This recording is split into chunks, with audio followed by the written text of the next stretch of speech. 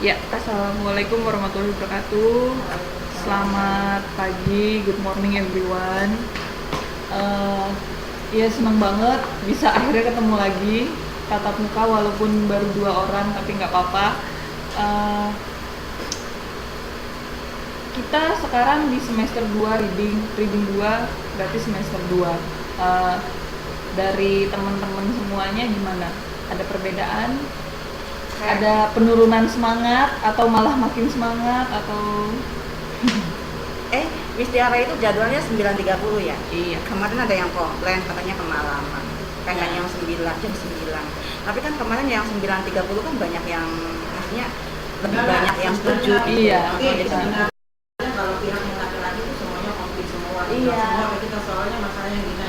9.30 itu terlalu, kalau dulu kan 9. Itu 9 itu perkiraan kan 2 jam kan. 2 jam berarti jam berapa jam? 9.10 ya. Iya. Kita udah selesai, jadi kita udah nyaman. Jadi semangat besoknya tuh buat kerja tuh Iya, ada. iya, itu bagi mereka yang sudah di pabrik. 9.30 tuh semangatnya Iya. turun. Iya, Jujur, iya. saya ngantuk sejak tugas. Aku pas lagi pertemuan pertama yang ini kok aku ngantuk ya. Biasanya tuh aku kalau ngajar tuh yang agak-agak adrenalin tuh tinggi karena grogi segala macam gitu. Tapi ini aku mau ngantuk ya. Terus yang makanya aku nanya, ini biasanya kita jam berapa ya? Jam 9. Aku yang malah masang jam 10. Terus ya kemarin 9.30 itu aku cuma sesuai voting kan. Iya, voting Nah, terbanyak kan mereka yang terbanyak punya. itu 9.30. Kalau misalkan jam 11 dirasanya udah capek, udah nggak kuat lagi, nggak apa-apa lah, cut di situ Iya, aja. kan ada itu Nanti untuk ada votingnya. videonya. Kalau jam 9 misalkan jam 9 ada kebagian kan jam 10 kita bisa hadir gitu. Iya. Kalau misalkan jam 10 sampai misalnya nggak bisa hadir kan ya itu. Maksudnya 10:30 nya kan udah teror, jadi di saat yang ujung-ujungnya itu yang lebih semangat. Nah, itu dia. Jadi misalkan ada yang bisa hadir duluan, ada atau udah nggak kuat jam segitu, atau aku baru bisanya jam segini gitu ya, nggak apa-apa sih. Iya. Kita tetap ambil yang suara terbanyak dulu. Iya. Nanti sisanya tinggal lihat di video, sama aja kok, nggak apa-apa. Jadinya latihannya juga nggak jauh-jauh beda dari modul.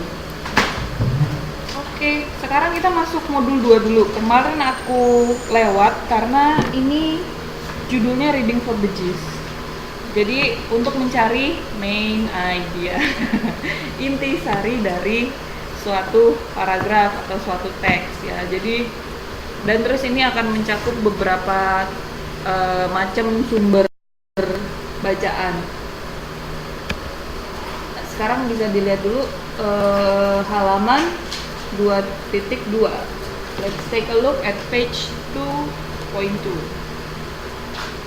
Sebenarnya itu untuk menentukan main idea itu misalnya maksudnya banyak itu nggak apa-apa ya sampai titik habis gitu. Soalnya kemarin saya lihat di Tuton itu menentukan Satu main idea sentence. Nah, lebih dari satu 3 sentence juga sentence bisa. itu nggak apa-apa ya. Iya.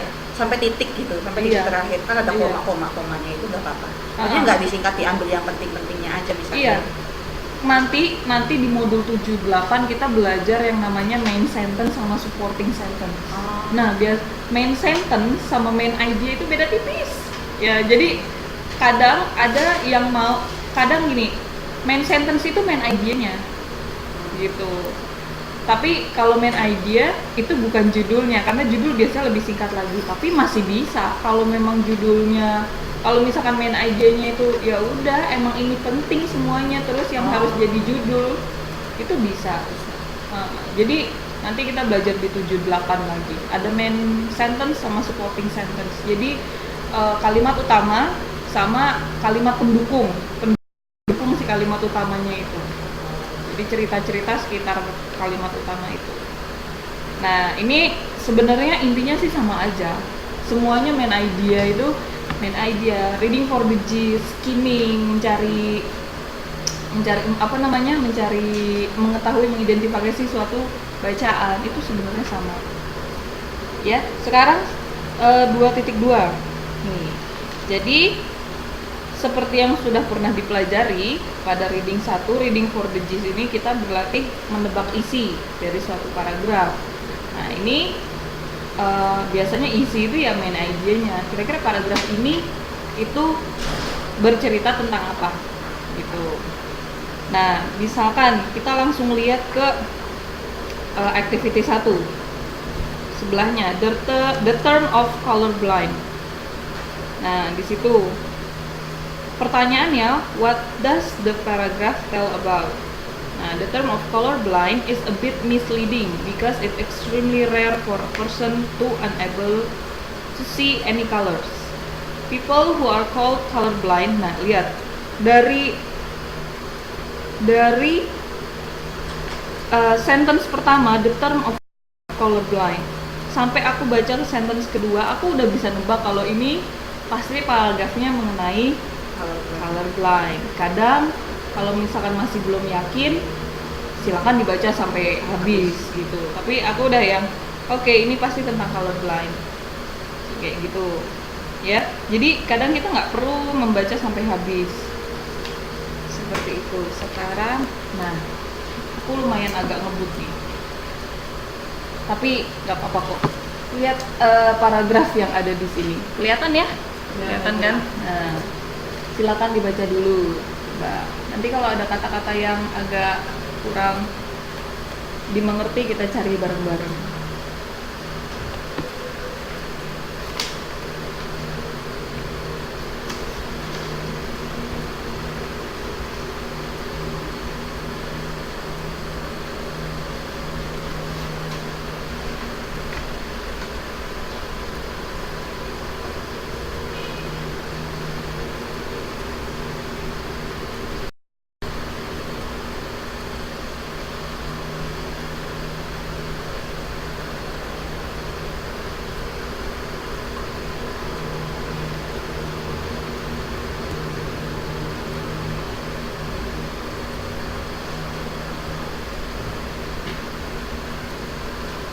Sudah? Sudah selesai? Nah, sekarang pertanyaannya, what does the paragraph tell about? Ayo. Would Woman Power Speech Challenge.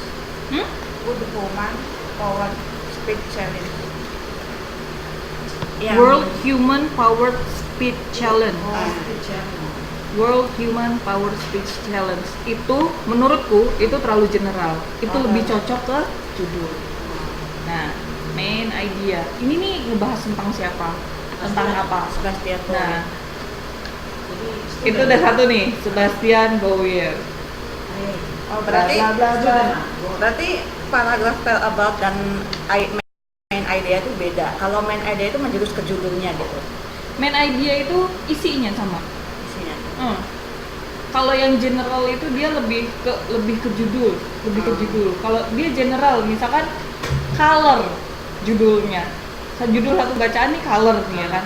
Terus setelah dibaca bacaannya ternyata si teks ini ngebahasnya warna color, red color terus. Jadi main idenya misalkan the variety of red color, karena red itu ada pink, ada merah gitu, yang kayak gitu kan. Tapi judulnya color, dia tetap general ya kan. Color tuh bisa hijau, bisa biru gitu, tapi ternyata main idenya red. Nah, jadi nanti kita belajar hipernim. Hari ini kita belajar hipernim sama hiponim. Jadi seperti itu. Jadi gimana nih, Sebastian Bauer ceritanya sekarang pakai bahasa Indonesia dulu biar gampang. Jadi ceritanya Sebastian Bauer ini siapa dan dia ngapain? Yang memenangkan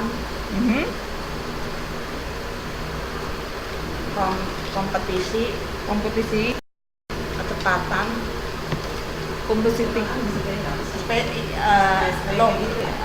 lomba sepeda. Iya. Kalau masih sepeda kayak gitu. Hanya menang doang atau dia memecahkan rekor kah? Memecahkan rekor. Rekor apa? Spesial. Iya, rekor itu ada yang paling kurus, paling gemuk, ya kan? Paling tinggi, ya kan? Manusia tertinggi, manusia terendah terpendek. Nah, dia rekor apa? Human power traveling. Human power traveling. Cepat. Lihat di sini. Cross battle. Itu Dilihat di Fastest, berarti dia cepat. cepat, ya kan? Dia memecahkan rekor tercepat dengan menaiki sepeda. Nah, Baik. nah, jadi udah mulai ke ini nih ya, kalau pakai bahasa Indonesia. Jadi di sini menceritakan si Sebastian Boyer ini dia memecahkan rekor the fastest ever time. Jadi dia memecahkan rekor tercepat traveling the world dengan sepeda. Gitu. Jadi main idenya Sebastian Boyer is the fastest cyclist. Cyclist berarti atlet sepeda ya in the world. Nggak ada kan di sini ya. Kita bisa nyimpulin sendiri. Karena kan kita tahu ini tuh nyeritain tentang Sebastian Boyer. Boyer dia memecahkan rekor bersepeda tercepat keliling dunia. Gitu. Nggak mesti harus ngambil satu kalimat ini. Misalnya Sebastian Boyer has pedaled his way to win the record books by completing the fastest ever time in the world human power speed challenge. Itu boleh sih sebenarnya. Event cyclist itu apa, Is? Event cyclist. Ayo di mana? Line berapa atau enggak He become the fastest event cyclist in a human power. He became the fastest ever cyclist. Jadi the fastest ever yang pernah ada, yang paling cepat gitu. Jadi atlet sepeda yang tercepat daripada yang lain yang pernah ada ever. Biasanya gitu. Nah, in a human powered vehicle. Jadi human powered vehicle. Jadi vehicle kan kendaraan. Human powered berarti kendaraan yang dijalankan oleh manusia. Kalau mobil dijalankan oleh gas, bensin ya kan. Nah, human powered vehicle itu biasanya sepeda, beca yang pakai tenaga manusia. Gitu. Jadi sebenarnya kalau misalkan kayak kalimat pertama ini itu boleh. Main idea, Mbak nulis semuanya itu boleh. Buat judulnya. Iya. Oh no. Main idea. Main idea. Nah, menceritakan tentang ini gitu. Biasanya kan memang ya sebagian besar main idea itu ada di paragraf sentence awal. Biasanya di sentence pertama. Tapi belum tentu juga. Hati-hati. Berarti kalau paragraf about itu kesimpulan dari wacana tersebut. Iya. Gitu kesimpulannya, semuanya juga kesimpulannya. Sama disebut dengan isi cerita. Iya, isi cerita. Tapi kadang kalau misalkan gini, ada paragraf. Coba dong ceritakan dengan singkat gitu kan ya. Apa sih main idenya? Apa sih gagasan utamanya? Terus Mbak ngejawabnya, jadi gini, si Sebastian ini dia itu memecahkan rekor terus sampai ditulis di 133,78 km sampai diomongin kayak gitu. Orang yang nanya kan jadi main idenya aja. Saya nggak perlu cerita ulang gitu kan, pasti langsung gitu. Nah, kalau misalkan ditulisnya terlalu banyak juga itu berarti menceritakan ulang, bukan menentukan main idea. Menceritakan ulang dengan kata-kata kita sendiri jadinya, ya kan? Gitu. Sekarang coba nih yang kedua. Oh, ini agak gede, ini agak panjang tapi tetap kelihatan kan?